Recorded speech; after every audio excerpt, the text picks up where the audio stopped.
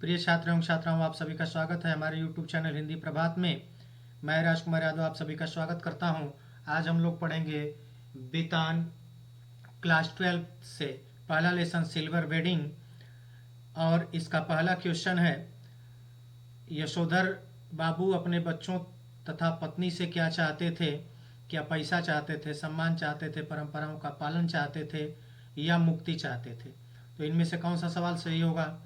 तो इसमें से कौन सा ऑप्शन सही हो सकता है? पैसा, सम्मान, परंपराओं का पालन, मुक्ति। तो देखें तो इसका ऑप्शन सी सही होगा, परंपराओं का पालन। क्वेश्चन नंबर 2, सिल्वर वेडिंग पाठ के लेखक का नाम क्या है? परेश्वरनाथ रेणु है क्या, मनोहर श्याम जोशी है, या फिर श्याम मनोहर जोशी है, या मनोहर वर्मा है?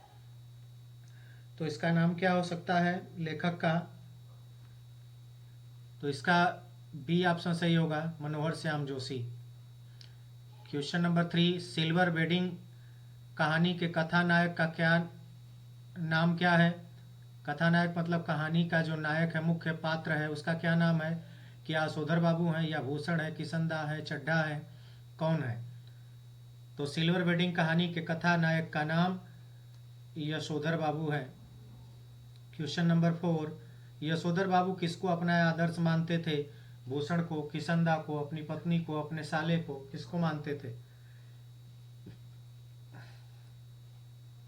तो इसका ऑप्शन सही हो जाएगा बी वाला, किशनदा को। छात्रों, यदि वीडियो आपको पसंद आता है तो हमारे चैनल को सब्सक्राइब करें और इसको शेयर करें ताकि आपके दोस्तों को भी इसका लाभ मिल सके। अगला क्वेश्चन, क्वेश्चन नंबर 5, यशोधर बाबू सर्वप्रथम किस पद पर नियुक्त हुए?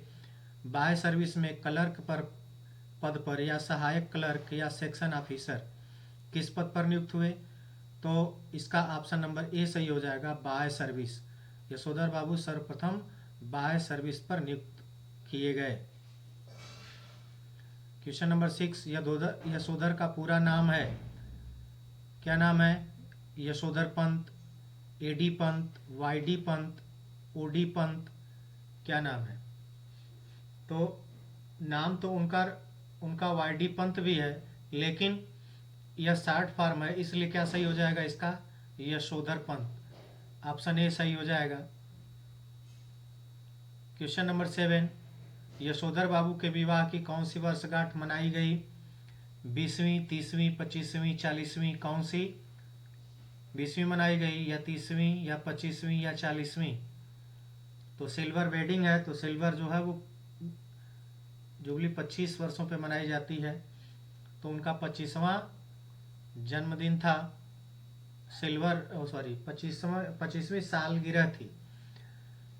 क्वेश्चन नंबर 8, दफ्तर के बाबुओं को अपनी सिल्वर वेडिंग के लिए यशोधर बाबू ने कुल कितने रुपए दिए? 10 रुपए, 15 रुपए, 20 रुपए, 30 रुपए, कितना दिया उन्होंने? तो इसका ऑप्शन डी सही हो जाएगा, कुल उन्होंने 30 रुपए दिए। क्वेश्चन नंबर 9, लेखक ने यशोधर बाबू को किशनदा का कौन सा पुत्र कहा है? लेखक ने यशोधर बाबू को किशनदा का कौन सा पुत्र कहा है? मानस पुत्र, दत्तक पुत्र, नाजायज पुत्र, कौन सा पुत्र कहा है? तो यहां ऑप्शन सही हो जाएगा ए, मानस पुत्र। क्वेश्चन नंबर 10, यशोधर बाबू मूलतः कहाँ के रहने वाले थे? दिल्ली के, आगरा के, कुमाऊं के, मेरठ के, कहाँ के रहने वाले थे? तो वे जो थे कुमाऊं के रहने वाले थे। क्वेश्चन नंबर 11, किशनदा यशोधर को क्या कहकर बुलाते थे? बेटा कहते थे, यशोधर कहते थे, भाई कहते थे, भाऊ कहते थे, इनमें से क्या कहते थे? तो किशनदा यशोधर को भाऊ कह करके बुलाते थे। ऑप्शन ए सही होगा। क्वेश्चन नंबर 12, सिल्वर वेडिंग में गाउन पहनते समय यशोधर बाबू को कौन सी बात चुभी? पत्नी द्वारा उपेक्षा करना, भूषण के व्यंग वचन कहना, केक काटना, दूध लाने की बात कहना, कौन सी बात उन्हें जो है चुभ गई? तो इसका ऑप्शन जो है वो डी सही हो जाएगा, दूध लाने की बात।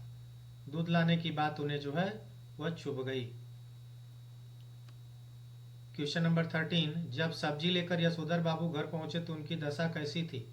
द्वारिका जाने वाले सुदामा की जैसी थी, द्वारिका से लौटे सुदामा जैसी थी, बचपन के सुदामा जैसी थी, पत्नी के साथ रहने वाले सुदामा जैसी थी। तो इसका ऑप्शन बी सही हो जाएगा, द्वारिका से लौटे सुदामा जैसी थी। क्वेश्चन नंबर 14, यशोधर बाबू के कितने बेटे थे? 1 थे, 2 थे, 3 थे, 4 थे। कितने बेटे थे?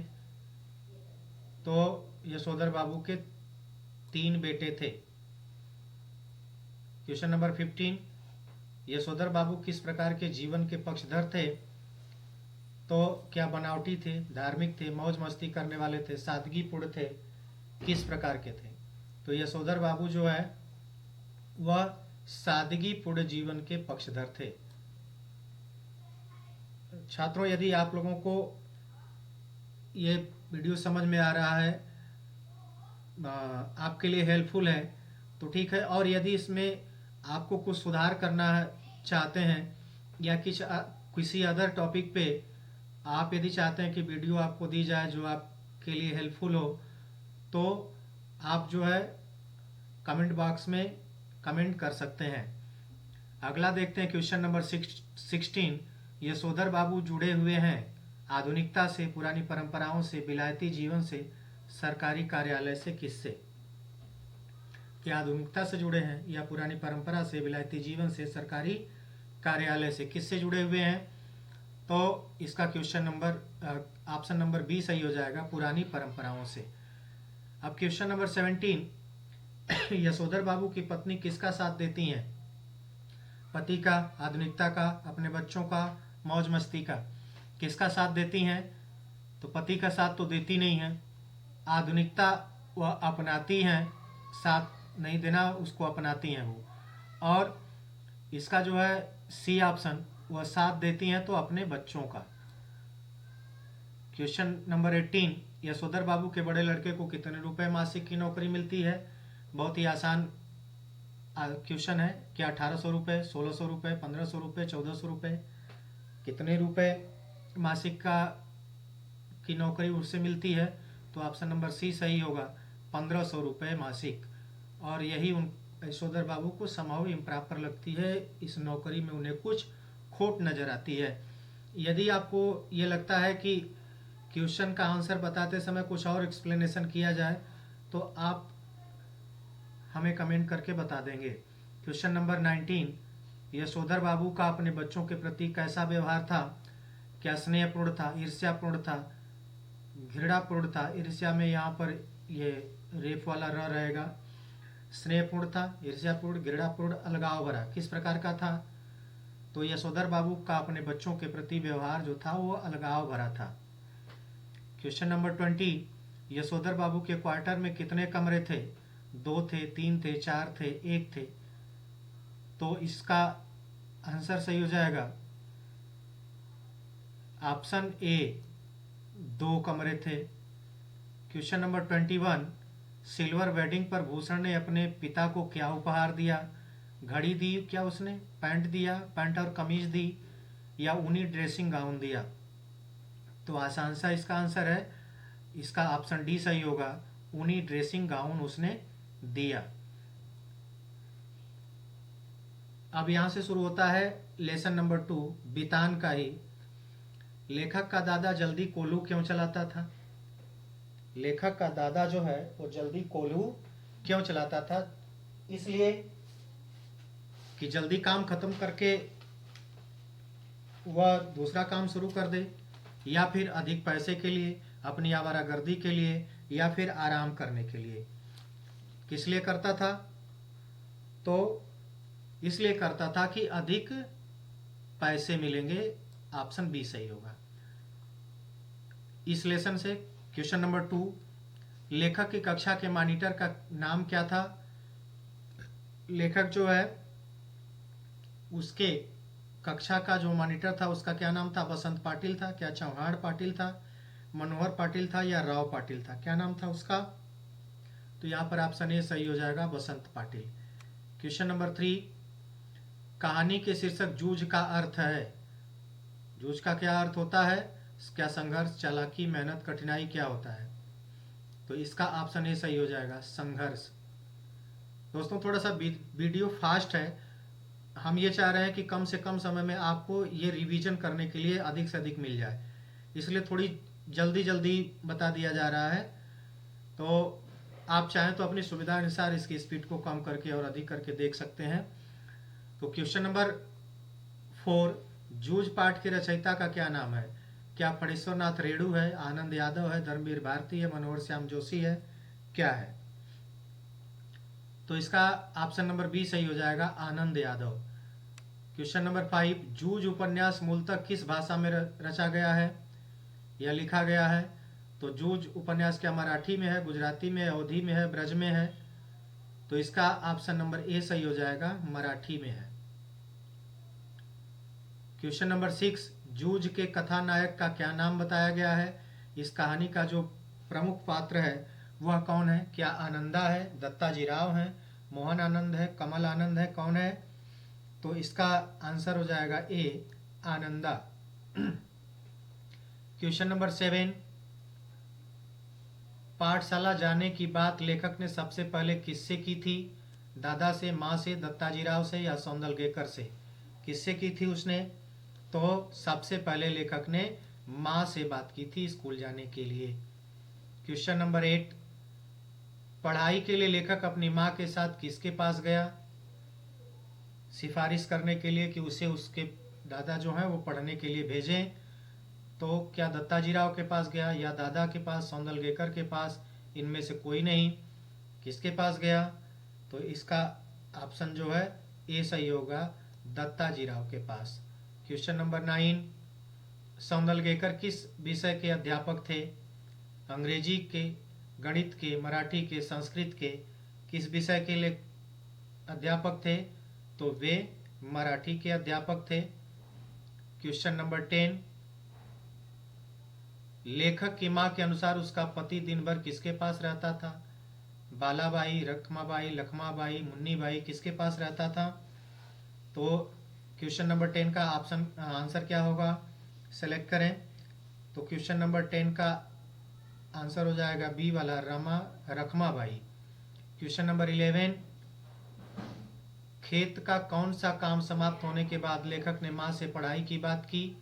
क्या पानी लगाने का काम, बिजाई का काम, कटाई का काम, कोल्हू का काम? इनमें से कौन सा काम समाप्त हुआ कि लेखक ने अपने माँ से पढ़ने की बात की? तो इसका ऑप्शन ए सही हो जाएगा, पानी लगाने का काम। इसके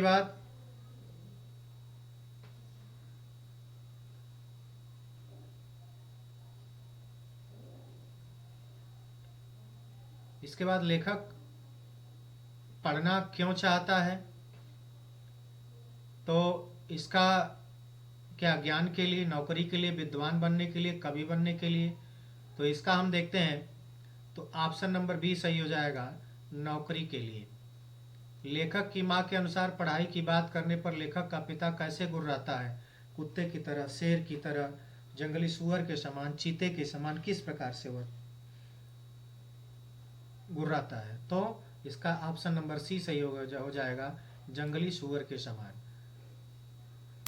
क्वेश्चन नंबर 14, लेखक की मां के अनुसार उसके पति ने लेखक को पाठशाला जाने से क्यों रोक दिया? क्या खर्चे से बचने के लिए, बीमारी से बचने के लिए, अनपढ़ता से बचने के लिए, खुद काम से बचने के लिए? किस लिए किया उसने? तो इसका ऑप्शन नंबर डी सही हो जाएगा, खुद काम से बचने के लिए। क्वेश्चन नंबर 15, दादा राव साहब के यहाँ तत्काल क्यों चला गया? जब लेखक ने कहा कि तुमको दादा को दत्ताजी राव ने बुलाया है, तो दादा तुरंत क्यों चला गया? अपना सम्मान समझकर, डर कर, पैसों के लालच से, घबरा कर? तो इसका ऑप्शन नंबर ए सही हो जाएगा, अपना सम्मान समझकर। क्वेश्चन नंबर 16, लेखक के पिता का नाम क्या था? रतनप्पा था, कृष्णप्पा था, रामप्पा था, मोहनप्पा था, क्या था? लेखक के पिता का क्या नाम था? तो क्वेश्चन नंबर 16 का ऑप्शन ए सही हो जाएगा, रतनप्पा। क्वेश्चन नंबर 17, शर्त के अनुसार पाठशाला जाने से पहले लेखक को सवेरे कितने बजे तक खेत में काम करना होता था? 10 बजे तक, 9 बजे तक, 11 बजे तक, 8 बजे तक, कितने बजे तक काम करना होता था स्कूल जाने से पहले, तो उसे 11 बजे तक काम करना पड़ता था। स्कूल से छुट्टी के बाद लेखक को कितने घंटे पशु चराने होते थे? 2 घंटे, 3 घंटे, 4 घंटे, 1 घंटे, 1 घंटा, कितने घंटे? तो ऑप्शन नंबर डी सही है, 1 घंटा। लेखक के कक्षा अध्यापक का नाम क्या था? क्या नाम था उसका? क्या वसंत था, सौंदलगेकर था, मंत्री था, मोहन था? कक्षा अध्यापक का क्या नाम था? तो कक्षा अध्यापक का नाम मंत्री था। क्वेश्चन नंबर 20, जूझ कहानी से लेखक की किस प्रवृत्ति का उद्घाटन हुआ? मतलब पता चलता है। पढ़ने की प्रवृत्ति का, कविता करने की प्रवृत्ति का, लेखन करने की प्रवृत्ति का, संघर्षमयी प्रवृत्ति का, किस प्रकार की प्रवृत्ति का पता चलता है? तो इसका ऑप्शन डी हो जाएगा, संघर्षमयी प्रवृत्ति का पता चलता है। क्वेश्चन नंबर 21, जिस शरारती लड़के ने लेखक के सिर से गमछा छीना था उसका नाम क्या था? जिस लड़के ने लेखक के सिर से गमछा छीना था उसका क्या नाम था? बसंत था, चौहान था, मनोहर था, सुंदर था? क्या नाम था इनमें से? तो क्वेश्चन नंबर 21 का सही हो जाएगा ऑप्शन नंबर बी, चौहान था। क्वेश्चन नंबर 22, लेखक के दादा की कैसी प्रवृत्ति थी? परिश्रमी थी, गुस्सैला और हिंसक थी, विनम्र थी, अहिंसक थी? किस प्रकार की प्रवृत्ति थी? परिश्रमी, गुस्सैला और हिंसक, विनम्र, अहिंसक? तो इसका क्वेश्चन नंबर 22 का ऑप्शन बी सही हो जाएगा, गुस्सैला और हिंसक। प्रिय छात्रों, आज का वीडियो यहीं पर समाप्त होता है। वीडियो को पूरा देखें जिससे कि आपको पूरा लाभ हो सके, रिवीजन कर सकें। और ये वीडियो अच्छा लगता है तो दोस्तों तक शेयर करें और हमारे चैनल को सब्सक्राइब करें। वीडियो देखने के लिए बहुत बहुत धन्यवाद।